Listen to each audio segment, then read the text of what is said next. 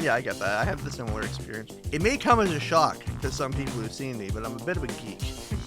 A little nerdy. It's impossible to tell. It's like, oh, it's the, like, overweight, pale guy. I wonder what he's into.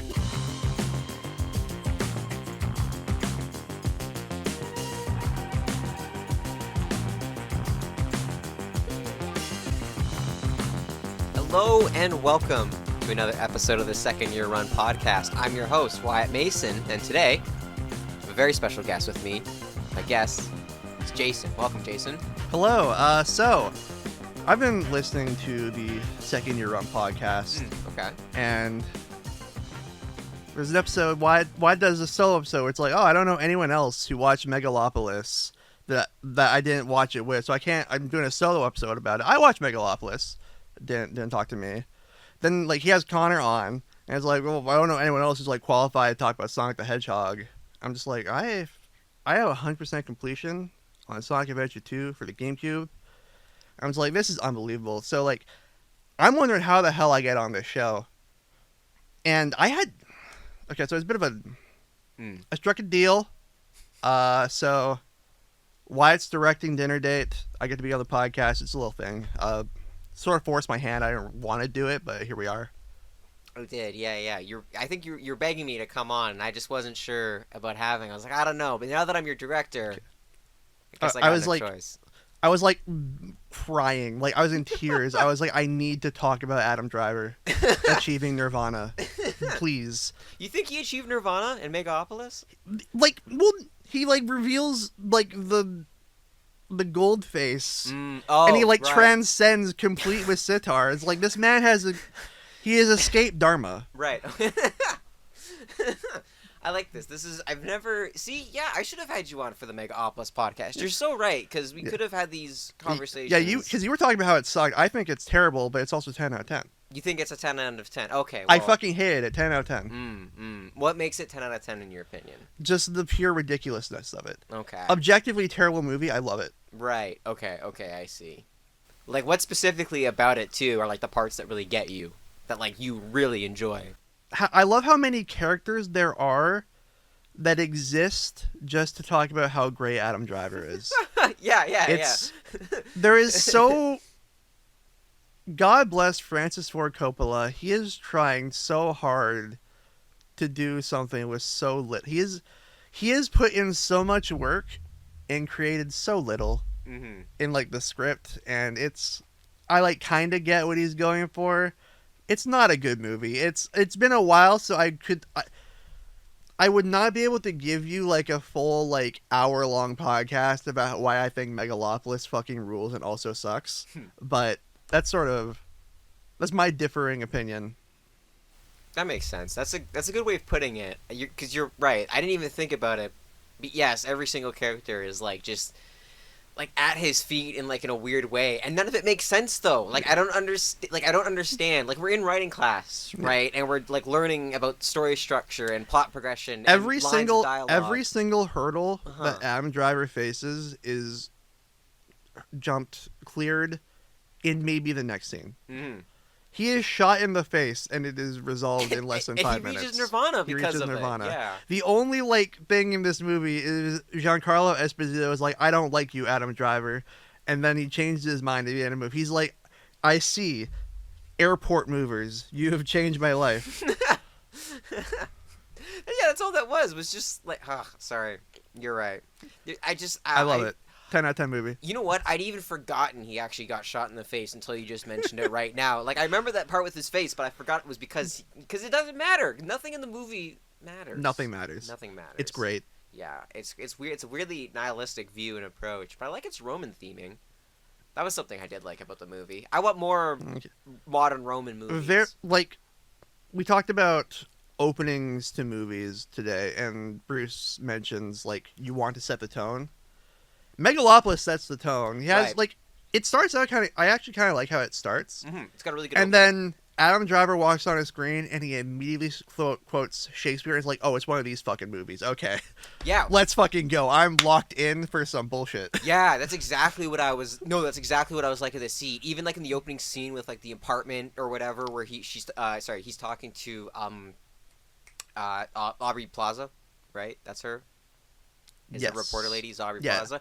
Yeah. So like in her like apartment or whatever, talking WoW to her. Platinum. Yes. Wow, Platinum. Yes.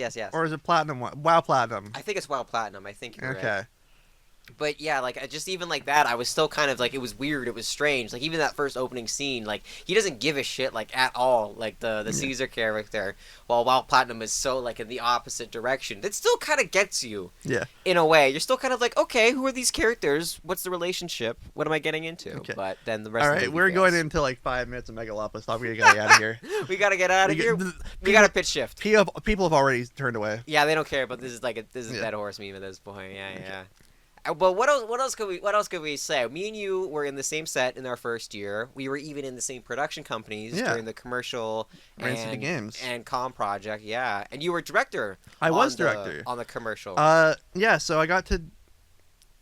Connor came up with the idea of doing a game store, and I came up with like the idea of the commercial with like they're having a bad time at home. Then they go to Rain City Games and they have a good time.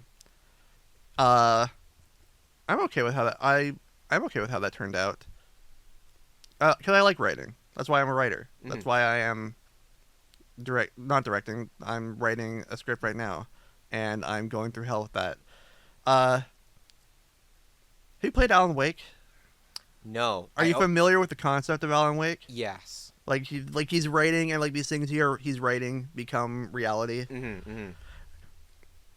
I'm going through like an Alan Wake situation right now, I think. Okay. Because for those who like fall asleep during like lectures and stuff, I'm not gonna hold that against you. It's a long, arduous course, but like my guy, he's just going through it. Like it's just constantly can't catch a break. And the moment I started writing this script, my car transmission died, and I had to put a $2,000 bill to get that clutch replaced. My back exploded. There's that. So I'm a little worried about what happens going forward, but that's sort of like what's going on right now. Writing is taking up most of my time. This shit's hard, man. Is there anything specific that you find challenging? And that's a pretty broad question. I get it, like, and I understand, but like, I don't know. Is it just because I guess we should have mentioned too with your story. We haven't really mentioned is pretty much a silent movie. Like there's dialogue from other characters, but the main character is a silent protagonist. It's like a Mr. Bean, Mr. Magoo sort of deal going on. Right. Yeah. Exactly. You know, like one of the problems is that a good way to like pad out a movie is dialogue. As long, like obviously, the dialogue's important, but like that extends your length of the movie well. You can like get a good flow going from that. I don't have that. So we had our writings meeting right before we recorded this, and the issue that I've run into is that I feel like I need to be descriptive in what I am showing because there's no real dialogue going on. The problem is I also need to be funny while doing that. So like I need to simultaneously trim the fat from my script, be less descriptive in a entirely visual format. Like that's basically like the main challenge right now. Like I'd say this week right now, I think if I get through this week unscathed, I should be good. Because I am editing the SFU project as well. Right. While writing. You're in a separate set from me this year, so while you're doing the SFU stuff I was talking about a couple episodes ago, you're doing you're doing the multicam stuff. Yeah, we've swapped over and we're switched over, and that's a lot. Yeah, if you're going to be editing, because that's what I was doing for the SFU too, was editing, and it just took me a while. So if you need some help, I'll be around. But yeah, I feel like it was for two reasons. One of them is because I want to edit my movie because it's a comedy and comedy lives and dies off that, and I feel like if I'm the writer, then I understand the pacing that I want for that, which is so that was like I want to edit something this year because I haven't done that yet besides like the bingo night thing. Just the basic assignment we had. Like the basic assignment we had. Yeah. So like that's one part of it. The other part of it is that there were 3 shoot days for the interview, for our SFU stuff. There's Remembrance Day, where I wasn't really needed, and also I was still recovering from my injuries, so Chris was like, don't worry about it. I was like, cool. The second day was Wednesday. Misha and I were working on the Foley assignment together. That was the only day that we both of us had available. Thursday, I had a paid gig with Dome, so I was not available for any of the shoot days, which kind of leaves me at, well, if I don't edit, I'm just freeloading. Yeah. At least you get some of that experience then too. Yeah. Yeah, that's what for one of the assignments last year, actually, the Who Are You? Same thing happened to me too. I just wasn't available to show up for the shoot date on like the 2 days that it was. Like one day I think was interview, the next day was B-roll or something like that. But I just wasn't available, so I wasn't there to actually see how it was filmed. And when I got all the material together, I was like, wait, what am I supposed to do with this? Like, it was kind of like funny in that way. So you may kind of encounter that same problem, because for the SFU stuff, I was there for all of that. And that could be tricky.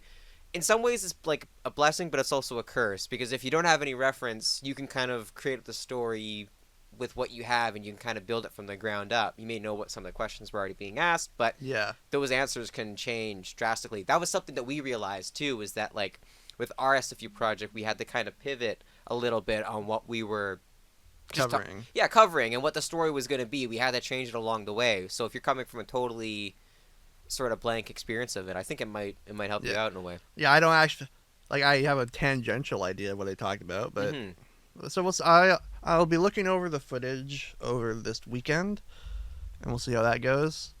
I'm gonna go on a rant for a little bit, Go for it. and you can keep this part in. Okay, that's good to know. You can keep this part in, because the people who I'm upset about probably don't listen to this podcast anyways, because they don't care enough.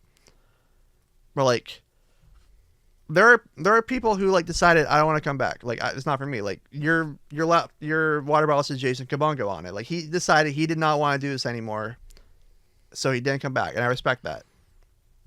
There are people in this course who are just, they are throwing away, because it is, let's not count like any expenses. Like, let's just say just pure tuition.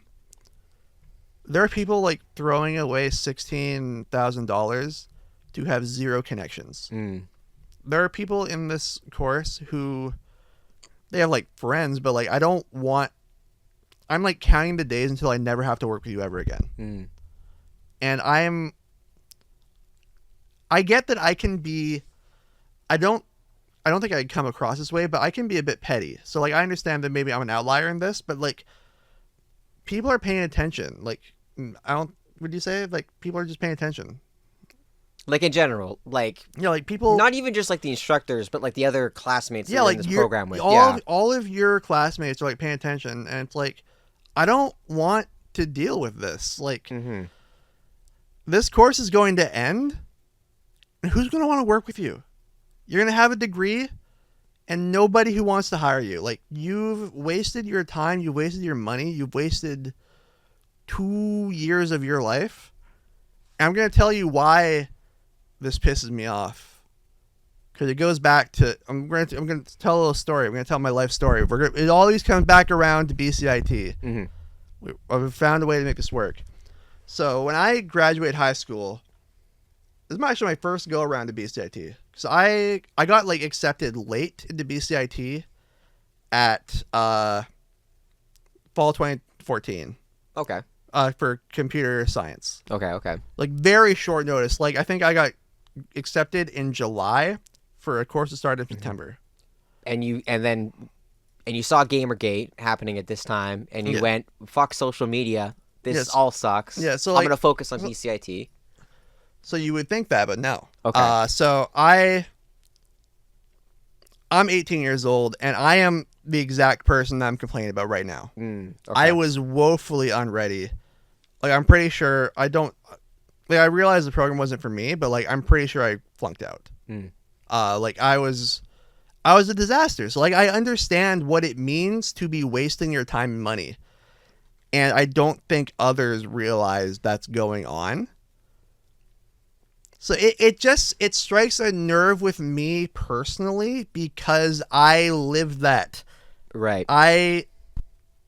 And they don't know that they're fucking their life up. So it's frustrating. And I don't know if, like, I need to tell them that. Because instructors try to tell them that, and I don't think they give a shit enough. So I don't know if they need to hear from me that, like, no one's going to want to work with you after this program's done. But I don't know. Do you want me to give my response to that? Oh, go ahead. Yeah, I agree. I think there's some people in this program, they just don't care. And I see it in their attitude, and I see it in their faces, and I see it in their responses when prompted by questions. And what you say too, when, like, people notice, like, that's something I also kind of worry about myself, and I try to, like, keep in check. Like, I understand that, like, people, because I'm not super great socially sometimes, but, like, I try to keep that in mind and realize, and hopefully people understand where I'm coming from, and that there's a difference. Yeah, there's a difference between awkwardness and apathy. No, I agree to that too, which is why I try to showcase that my awkwardness comes from my passion for this program, and that it's not coming from a place of, well, fuck you, I want to do what I want. It's like, no, I believe in what I'm doing, and I want to do to the best of my ability. Do you think it's just based on, like, I'll say, like, age or, like, life experience? Because I genuinely don't know, because, like, I don't know what some of these people want. Like, right. I don't know what your ambitions are. I don't know what you are getting from this course. Right, yeah. Like, it feels like you don't care. It feels like you don't have any drive anywhere where you're going with this. And it's like, I don't get it. It feels like, because there are people, I'll say there's, like, people I don't like, but I get why they're here. Mm-hmm. There are people who I don't know why they're here. Mm-hmm. It seems like they don't like what they're doing. Right. And that's where I get confused. That's where I get genuinely befuddled. I mentioned it before with Ethan Hart a couple episodes ago too, actually, about this topic. That he mentioned the point that there might be some people who are, like, going to the school right now who, like, don't want to do it. Because I mentioned SFU. Like, I mentioned you see other schools, like, hoodies of people coming here, and I find that interesting. He had also taken a program at UBC for journalism that he quit after the first year. And it's, like, kind of what that admonishment, though, you're saying, is that he had the foresight to do it and realize this isn't for me. Yeah. Let's find something that does work for me. And that a lot of people do go through that. And that I think there's this weird idea of, quote-unquote, giving up. And I think that might be why, like, people are still in the program. Is that, like, it's not that you're giving up because you don't care, or that you're lazy, or that you don't give a shit, or anything like that. No. You're moving on. I think is the better idea of looking for it. That if it's something that you're not interested in, you're not passionate about, you're not quitting, you're not giving up, you're moving on. You're finding the thing that you actually want to do. And part of your overall learning that you get at BCIT is realizing that. It's something I mentioned with him a couple episodes on that podcast again too, was that, like, I think it's one thing to take the program, it's one thing to be here, it's one thing to sit through the classes, but are you actually listening? Like, when someone writes something on the board, are you just writing it down on the paper because you know it might be on the test? Or are you actually trying to get that, like, learned from it? I don't know, that's probably not the right word. I don't know what the right word is. But, like, you know, that enrichment. Like, are you trying to, like, actually draw something out of it? Or are you just, like, a corpse, essentially, that you're walking around? So, like, even if I don't agree with, like, an instructor or something directly, I still usually try to listen to what they're saying and say, okay, well, I don't agree, but maybe there's something that I can still learn from this overall. So I'll pay attention and I'll clue in. But then there's that apathy that people don't give a shit, that they don't want it, that they don't want to learn. Yeah, I don't know. It's interesting. It's just, like I said, like, I've lived that, so it's frustrating to me to see someone else living that and feeling like I don't know what I can do for this person. Mm-hmm. And this goes back to, I had a conversation. It was actually one of the very first things that I talked to C about when I was a set rep. Was because we had the org bead debacle. Yeah. Where it's just like, my main concern was, like, because there is important stuff being taught in this course but it's being taught in a way that it's impossible for people to care. And that's exactly what I mean, And too, like, what I'm talking about. and like, even if this gets remedied, I don't know if people, like, even if changes are made, I don't know if people will take it seriously. And like, the first years this year have a completely new instructor, and they still have the same problems. I see. But like, or similar, maybe not exactly the same. I shouldn't quote them. well, I remember what Sia told me, and this goes, I am a habitual worrier. So, Okay. but like, Sia talked to me, and it was just like, 90% of the people who graduate from this course graduate with good experience, good connections, and they're industry ready. 90% is unfortunately not 100%. You can't worry about the 10%. And unfortunately, in the back of my mind, I still worry about the 10%, which I don't know, it's frustrating. I wish people cared more. Because I don't know, just like you're spending so much money to be here. It's an intake of 44 people. Like, there are so many people who want to be in this course. Yeah. There are people that, like, Cindy will bring in unbelievably talented people, became, like, great people in the industry. It's like, yeah, I tried to get into this course and I couldn't. It's like, you don't understand how unbelievably lucky you are to be here. They think it's still just high school. They still think it's just, like, something that they don't actually have to, like, be involved with. And I think that problem of not caring is, like, overall a large issue. I think a lot of people are just, in general, disengaged, disinterested, and unless it directly impacts their life, they're not going to worry about it because, well, they believe they have other things that are more important to worry about. You put that worry on the 10% of people that don't worry. I guess. Yeah. That's okay, though. That's okay. That's what makes you such a good writer, is that you worry and you want to make sure everything's good. I don't know. I feel like you do have to, like, understand human experience to be, like, a good writer. Mm-hmm. You can't just write about your own experiences. That is true. But and yeah, that's probably why you're so curious about it, too, is because you're like, it's something that you don't understand and you have the desire and willing to try and learn and understand.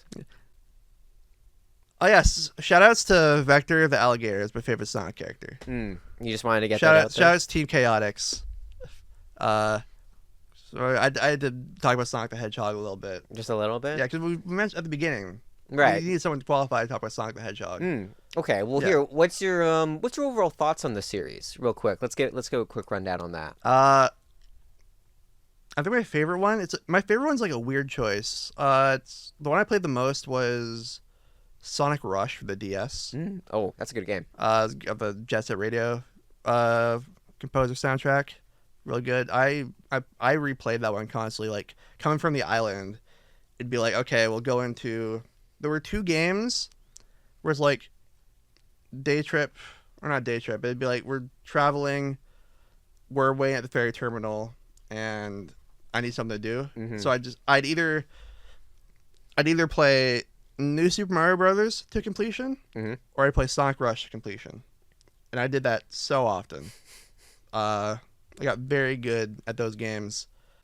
The BC Ferries, I think if you're from the mainland, it's this fun novelty. It's like, oh, I get to go on the boat, get to look at the views, maybe see an orca or like a whale, and it's like a nice time. It's beautiful ocean. You see some of the islands. If you are from Vancouver Island, BC Ferries is your mortal fucking enemy.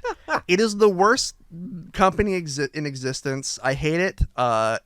It's miserable. And they have like a weird, almost like monopoly too on the whole kind of like. Not anymore, because there's Hello now, and then like they invented like HelloJet for people who didn't want to, for the rich people who didn't want to take ferries. That makes sense. And then like it all comes full circle. I'm gonna get back to Tekken.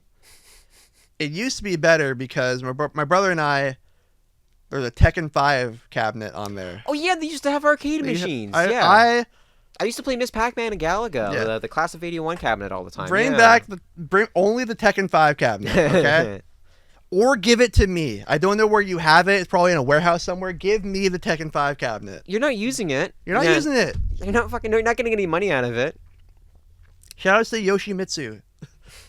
It's my guy. See, Sonic Rush is the game you've played the most, On the DS. On the DS. But what's your favorite game? My favorite game of all time. Ooh. Or Distant Sonic. We'll keep it to that just because... My favorite Sonic game... Adventure 2. Adventure 2? Adventure Okay. 2. That makes sense. Yeah. Adventure 2 is my favorite. If you want to talk favorite video games of all time... You can cut this. You can cut this pause out while I ponder, or you can cut me ponder. You can leave me pondering in. I'm just gonna actually leave you this part in. If you The just ask me video to cut it game out. I have played the most is most certainly Super Smash Bros. Melee, Mm. because I have a brother and we were hyper competitive and everything. Favorite video game of all time. My favorite video game story of all time is the original Nier. Nier Gestalt for the PlayStation 3. It's very good. A very, very good story. I appreciate that one a lot. Game plays like absolute ass. Mm. They had to remake that game. It plays like such ash. Mm. Because that era of like late aughts, early 2010s, people were just throwing shit at the wall and seeing what stuck. So, like, Nier has this wonderful story. It plays like absolute dog shit. Mm. I've always wanted to play the original, but I didn't know that. Okay. Yeah. They made a remake. I think it was like 2022 or whatever. They made a remake of it. Okay. But Let's play that one instead then. yeah,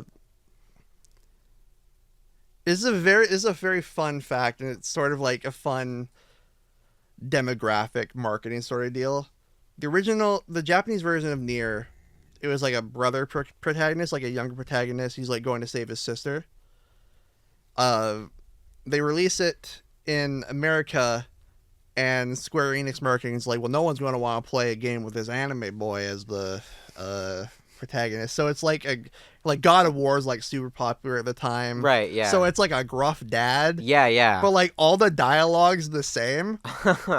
It's just they replace daughter with they replace sister with daughter. Okay. It's very strange. That's pretty strange. I love Dad Nier though.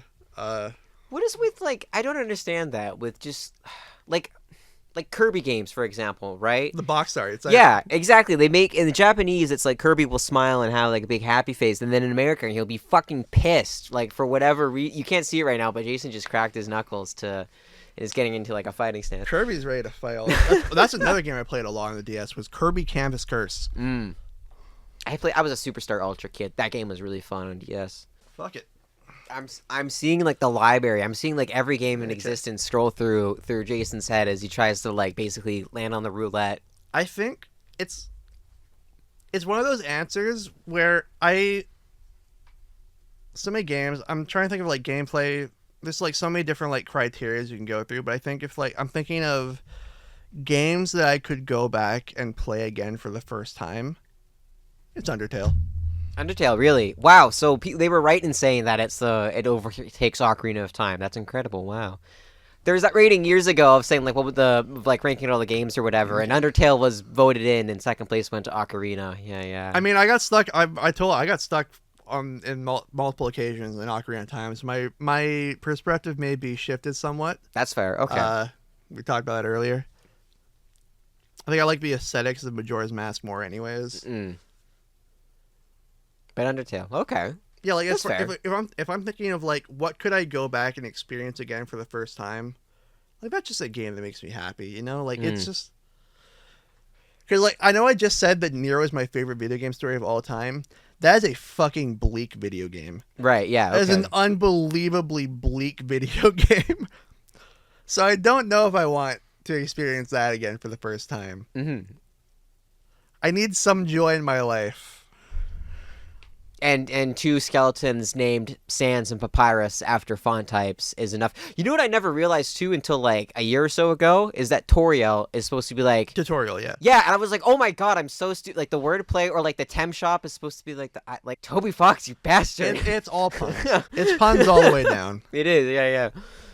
I don't know. That's just something I find I just didn't like even realize it until like I was like a couple years ago, and then I was like I got irrationally angry very quickly. Like I started to turn a shade of red after realizing. It makes me so mad. So there's several games I've been stuck on But when we're talking about like me being like 9, 10, GameCube game, Tales of Symphonia for the Nintendo GameCube was a JRPG. Very good. I enjoyed it a lot. But there is a point of no return where like you can't go backwards. Oh, okay. And so it's like you can't go backwards. There's a save point, and then you fight 2 bosses in a row. And I could not clear that gauntlet. 10-year-old Jason could not clear that gauntlet and just like gave up. And then flash forward like 3 years, I come forward, I like beat it immediately, and it's like, oh damn, I was terrible at video games. Okay, we're good. I feel like that, yeah, like you think you're better at video games as a kid, and then I go back and I play some games that I thought were like impossible, and I'm like, oh no, I think I was just stupid. Like I think that's all it was. I just had an underdeveloped brain. There is one exception to this rule. In Portal Bernie, there was a like video rental store. Named if it's not important, but I rented Goemon's Great Adventure for the N64, and then that place closed down. And I never had to return it. Oh my god! Okay. And I'm fully convinced that any video that exists online of people beating Goemon's Great Adventure for the N64 is doctored footage or tool assisted. That game is fucking impossible. Are you talking about? Oh wait, no, hold on. Am I thinking of? What's the one where it's starring Goemon? That's Mystical Ninja. Mystical Ninja starring Goemon, which is different from. It's like that one's like 3. It's like sort of like almost Zelda-esque, right? Like yeah, it's like yeah, exactly. This one's a platformer. Oh, okay. It's the sequel to that one. It's like a platformer, like and like 2D platformer. But no, like I have gone. Wait, it's a 2D platformer because the like, first like 3-dimensional graphics, right? But it's just on a 2D plane. You're 2D like going plane. left and right. Oh, that's like, crazy. Well, like they do like camera tricks and stuff, but sure, like it's like it is Klonoa or something. like it is on some Klonoa shit. Like, but like it is a side-scrolling platformer. That's so weird because the first game is like full 3D. Yeah, but at several different points in my life, I have gone back to try to beat that game, and I get stuck at the exact same point every single time. Like, that game is impossible. It can't be done. It's just not allowed? No, it's physically impossible. Like I'm saying, like I think any footage of it that exists is fake. Have you ever played Mortal Kombat Sub-Zero? I've seen Mortal Kombat Mythology Sub-Zero. That's a very funny game. It is. It's funny, but it's also, it's like you say, I think like you have to use like level codes or something because that game feels like straight up broken sometimes. It is, and it's not very fun to play either. And okay, imagine trying to play a platforming game with fighting games control. So anytime you want to jump up, you have to physically move up and forward. To move forward, it's horrible design. It's not. Mortal Kombat is not exactly a game that moves well. Also, that's fair too. Yeah. But I really like the first. I like the first 2 MK games. I haven't played enough of 3 to really get an opinion, but the first 2 arcade games are really good. Ultimate Mortal Kombat 3. I'm a big fighting guy, as you know. With the combo breaker backpack, yes. I can only imagine. Ultimate Mortal Kombat 3 is actually a very good video game. Mortal Kombat 4 is where it starts to go downhill. And that was the first one that was 3D too. That was a 3D one, yeah. Yeah, they weren't doing the live action, essentially motion capture. Even though the mocap, yeah. Yeah, they weren't doing that anymore. It was all like, which is weird too, actually. They had given up on trying to get Jean-Claude Van Damme. Yeah, exactly. Yeah, they're never getting him anymore to play Johnny Cage. Yeah. But what was I gonna say? Sorry. I remember reading something about the development of that game, and even though it was just 3D models, they still did motion capture for like the moves to make it still look realistic. But then what they did was that they sped up the animations because they realized a real punch took too long to throw. Yeah. So it ends up being like a sporadic like mess of just like jumping and no, it's not very fun. Yeah. And it's got the worst ninja variant too. What's his name? Mud? Isn't like, or whatever it is, he's like the brown like Scorpion or Sub-Zero or Rain or Reptile, or isn't it? There's no brown one. Scorpion. Yeah. Sub-Zero. I'm counting with my finger right now. You can't see it. Scorpion, Sub-Zero, Ermac's red, Reptile's green. Rain is purple. Rain's purple. Smoke is black. Smoke's gray. That's true. Well, yeah. I'm thinking of like his. You're thinking of Noob. Yeah. Okay. There's Chameleon, which is all of them. I don't think there's a Mud. Hold Hold on, I'm gonna actually like look this I up am right 90. now. I am 99.999% certain there is no.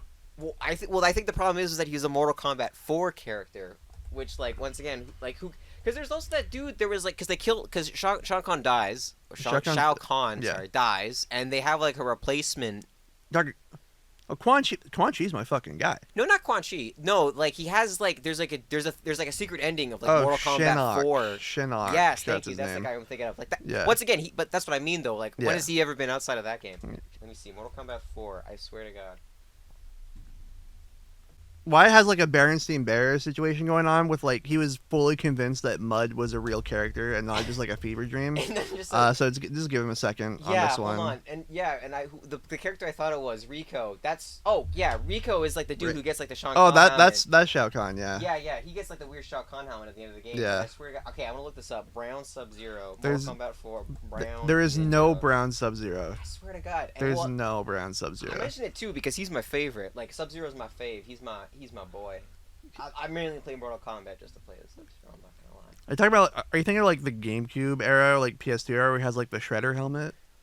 No, I mean even just straight Mortal Kombat 2. I love the original look of Mortal Kombat 2, Okay. Sub-Zero specifically. I don't know what it is, just like it's so basic, but it just looks nice. I think it works specifically. Scorpion, I'm okay with like any kind of a redesign because Scorpion's just a cool name for a character, and the redesigns they've done are really nice. But for me, for Sub-Zero, just straight MK2. That's all. That's all. I was always more of a Street Fighter and Tekken guy, not a big Mortal Kombat guy. That's fair. That's fair. I feel like I'm very like specific. I don't know. I don't know why I can never get into Street Fighter for some reason. I think it was maybe just like the special moves. Like I don't know what it is, and I could never hit them right. But for some reason, MK like works better, quote unquote. Like I'm able to get the inputs down a little bit more. Yeah, no, like my uncle had a PlayStation 1 and he had a PlayStation Underground demo disc.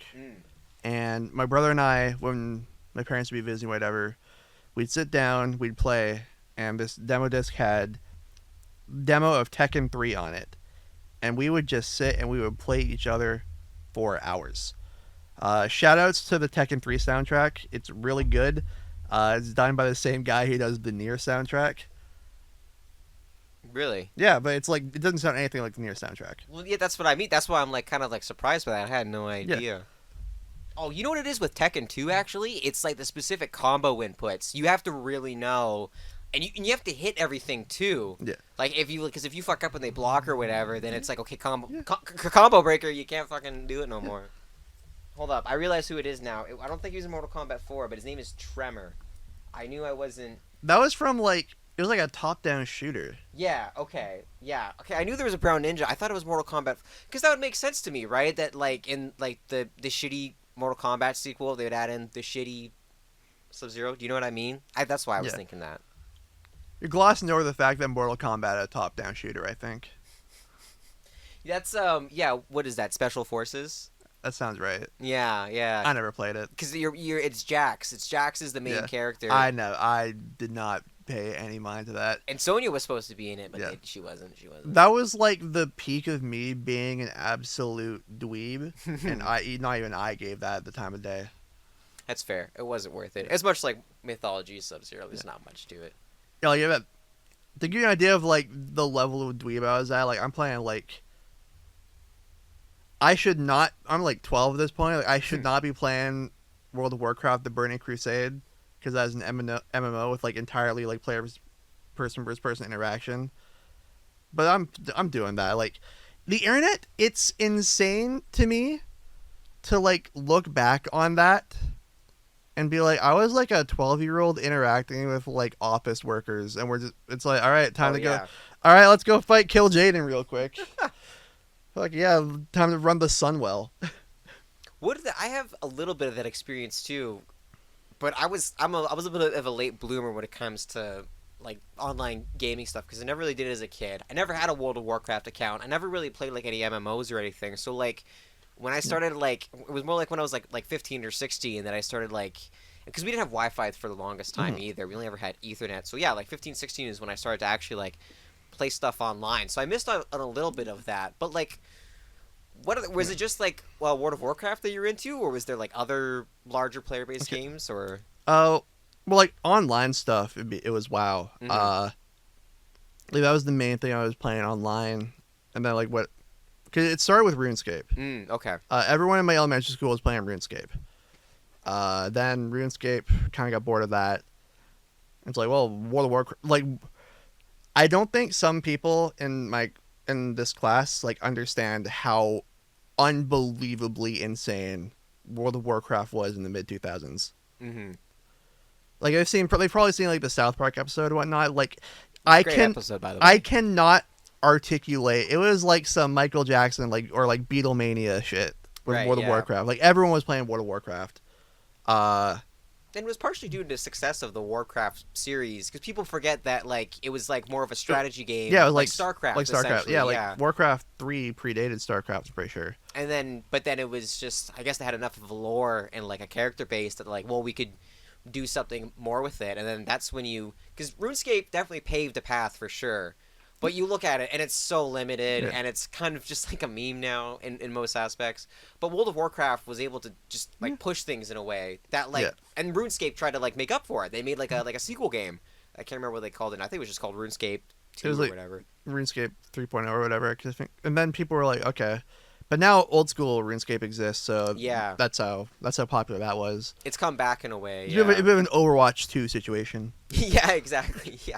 Uh, And even WoW is like has that problem too, where like it's become so much like South Park in a way too. It's become so different from its like original version that like now they made people they made a WoW classic. Yeah. And then they made Burning Crusade classic, and yeah, like people want to relive the good old days, which I'm not sure if that's like the proper way to go about it. But to rewind to what I was trying to get at earlier, it's fucking insane to me that I was like allowed online at the age I was. Like going back to that, like the internet has changed so much. Like social media didn't exist. You had like shitty forums. I would say that just an absolute like security nightmare. Like no one was using their real names. Right. Like people just throw out their government like willy-nilly. Yeah. Like a whole ass government online. I'm just like, what the hell?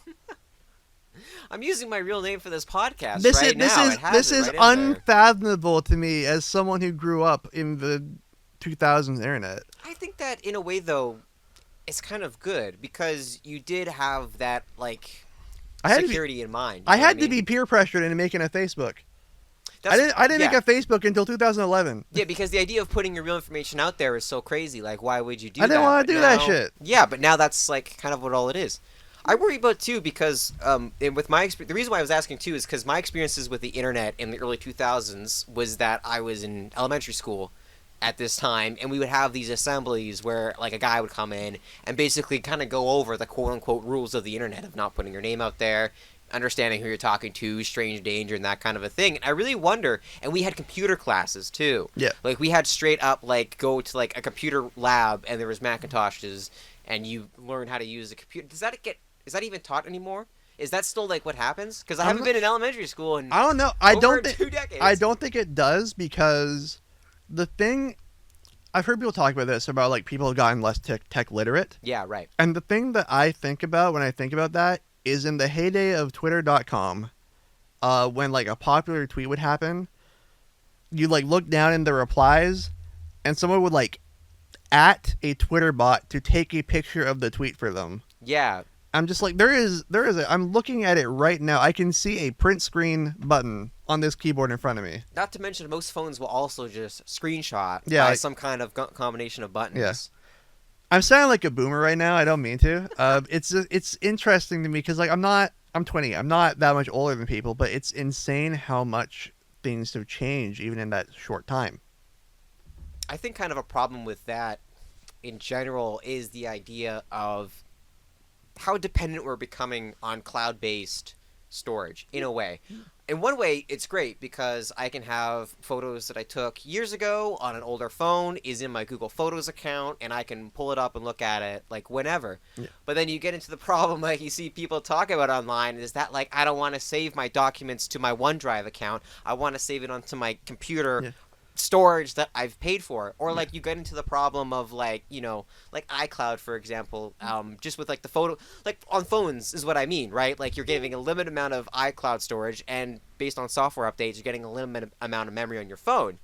So in turn, and like working retail too in the tech department, I have customers who come up to me all the time asking about, oh, I want to back up my photos, and it's just like, okay, do you have a computer? Because all you need to do is plug your phone into your computer and you can using File Explorer. But people aren't like really, they don't like think about that.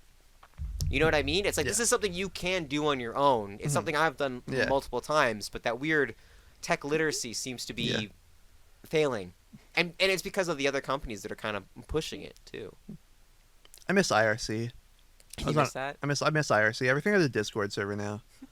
I don't want to join a Discord server. I want to. Oh yeah, yeah. I want to join a random server, like a random IRC, and I can just like leave whenever I want. Like there were 2 IRCs that I was in a lot. One of them was like Mafia. Like you played Mafia. They had like a bot setup. You could play Mafia. It was cool as hell. Big fan of that. My brother was like super into playing Mafia, and he dragged me in. The other one was just like, oh, I'm going to talk about the Vancouver Canucks with all these people who I don't know and I don't have an obligation to know. Because, like, none of this is saved. Like, all this is, like, lost to time, like tears and rain. Thank you, Blade Runner. Thank you, Blade Runner. I agree. I can agree to that, too. I was too young for that, unfortunately. There's only a couple of years between us. But I never got to that part of that experience online, unfortunately. I missed up on forums and like message boards for the most part. Yeah, like all that's gone. Like message boards are gone. Oh yeah. Now it's just social media. Like the social media has like become the message board, but now it's more like quote unquote acceptable because everybody can access it from their phone as opposed to a bunch of nerds in their basement. Right as I was like 11 or 12, I forget exactly how old, but it's so funny. Thank God that forums have like died off because like I'm making posts online about how I really want Ridley from Metroid and Super Smash Brothers Brawl.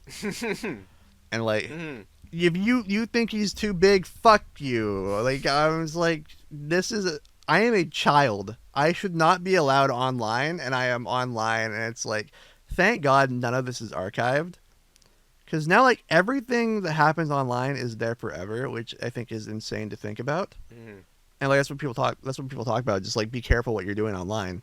And that goes back to those assemblies I had in elementary school too. That was something they mentioned back then in like 2006, 2005 or whatever it was. Is that like this stuff is kind of permanent in a way. And after the era of forums and message boards and GeoCities and that thing, But that was something people knew about, but no. What do I know? I don't even. What was my first experience of the? You know what my first experience of the internet was that I can really remember was like going over to like a friend's house and watching like Flash cartoons, essentially. Shoutoutsnewgrounds.com. Well, not even. You know what? That was the thing. It wasn't even like Newgrounds, like either. It was like other weirder, small. Like I think E-Bombs World was like one of the sites that was still up and around at that time. Okay. I think that was just like a general video host site. Yeah, exactly. Okay. Yeah. Like a sort of a more older YouTube. Like it was like E-Bombs World was out for like years, and then YouTube got bought up by Google and started to just get more money pumped into it.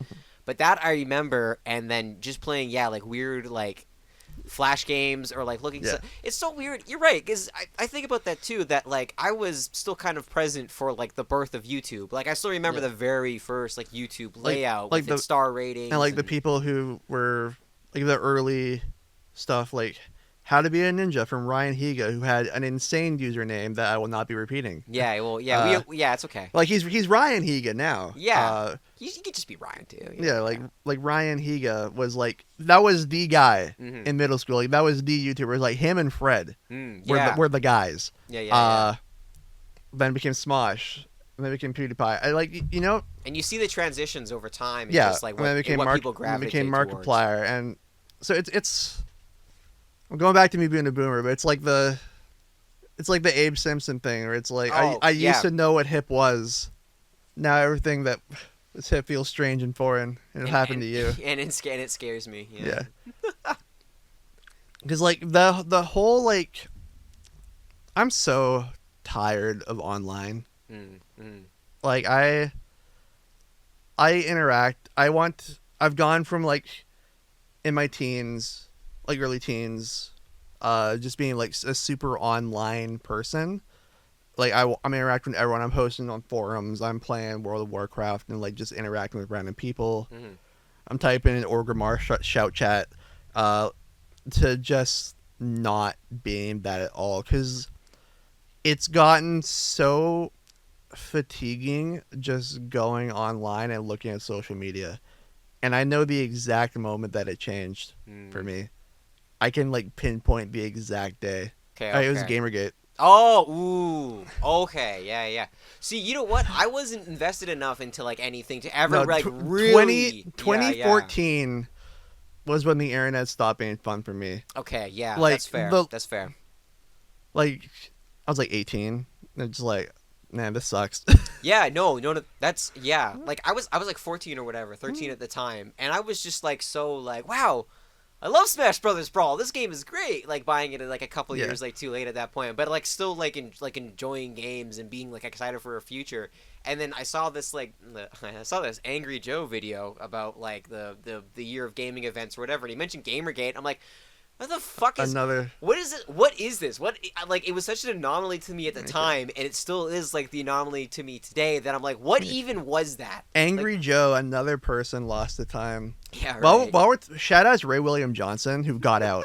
Yeah. Like that is a man who got out, and I appreciate that. He got his equal free money. Like, I respect anybody who like sees the writing on the wall of like how unsustainable or like how exhausting a life is, or like anything is, and just gets out. I have a very fun 2 degrees of separation from Toby Fox, actually. Okay, let's hear it. So I've mentioned that I played a lot of World of Warcraft, and then when I was unemployed and college flunk out, I got into Final Fantasy 14. Just like fill that MMO void in my life. And my guild leader in Final Fantasy 14, her roommate, I don't know if anyone is like, do you know Gigi DG? She did like Persona comics. It was like Hi, I'm Daisy on DeviantArt or whatever. Oh, yeah, maybe then. Yeah. But like, so that was her roommate. And then Gigi DG is friends with Toby Fox. So that was my fun 2 degrees of separation. So you know somebody who knows. I know a guy who knows a guy who knows a guy, basically. You know a guy who personally went over to Masahiro Sakurai's house, beat him in Smash Brothers, and then got his character into the game? Yeah, okay, that's good. My best 1 degree of separation, where it's like I actually just personally know the person, is Sonic Fox. Oh, you know him? Yeah, I've worn the hat. Oh my god. I've worn the hat. You should make that your profile icon. I think that'd be sweet. I'm good. You good? All right. Well, I think this has been a pretty good podcast. Yeah. Thank you, Jason, for coming on today and talking and making me director of your movie. Yeah, I didn't want to do it, but I had to get on the podcast. Only way. You don't understand. I had to talk about Megalopolis. I had to talk about the bullet scene. I could not. That's why we spent the first 5 minutes of this podcast talking about it. Yeah, unfortunately, everyone turned the podcast off when they're like, they're going to talk about Megalopolis the entire fucking time. We already did this for 45 minutes. That was a red herring. That was you get through that, and then you get to the juicy, good stuff. You know what I mean? That's the part that they're missing out on. Okay. But I want to thank you, Jason, for coming on today. Thank you for having me. Yeah, of course. And I want to thank the listeners for listening in to this episode, and I hope you have a good rest of the day, wherever that might be. Take care.